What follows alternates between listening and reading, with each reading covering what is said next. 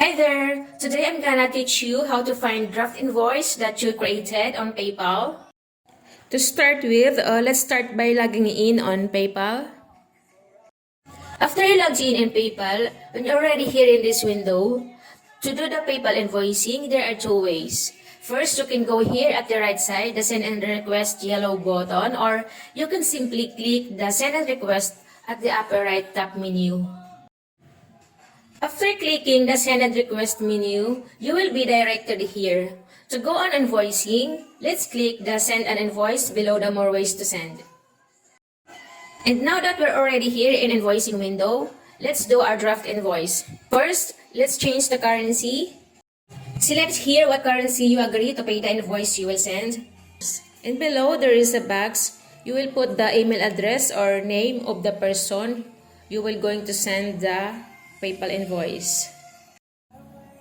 In description, it is optional, but it's better to put a description for them to know what they will pay for. And in price, you will going to put the amount that they will going to pay and also the quantity. Also here in message to customer, if you have any additional message to the customer or to the person you are going to send the invoice, then if you're already ready to send, you can click the button at the upper right side corner. Click the three button at the left side corner of the icon eye. Let's click the Save Draft Now. And now our invoice was already saved. The PayPal updated that our invoice 0014 is already saved. And now that we already have a saved draft invoice, for the purpose of this video, I will show you how to find the draft invoice that we created and send them once you're ready to send the invoice. Sending PayPal draft invoice is the same as when we created the saved draft invoice.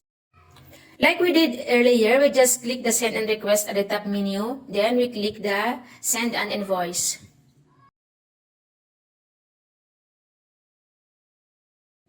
And this is what we came out. We just forwarded to creating new invoice. But we are finding the draft invoice for us to send it once we are ready. Since we can see the draft invoice, let's just get back and click the back to invoices. And there you go guys, we found it. We have here the draft of what we created earlier, the invoice number 0014. And if you're ready to send your invoice, simply go here and click the three dots at the right corner. There are options below to choose what do you want to do. Here in Edit, you can edit the invoice if you have something to edit before scheduling. After editing all the information that you want to edit, you click the Send Update here at the top to update the invoice that you are going to send. And then here in Copy, when you click the Copy, you will just forward it to creating new invoice, and we can see here the new invoice is 0015, but the content is just the same. The only difference is that the invoice number. Because I don't need to edit anymore and to copy to create a new one, I will just choose the schedule. And there you have it. We have scheduled our invoice 0014 and the PayPal updated us. And here it is, the PayPal updated us that we sent our invoice 0014 for the amount of $180 and say 80. Hope the information that I shared helps you. If you like more tips and tutorials like this, please subscribe to get updated on my upcoming video tutorials. Thanks. Bye.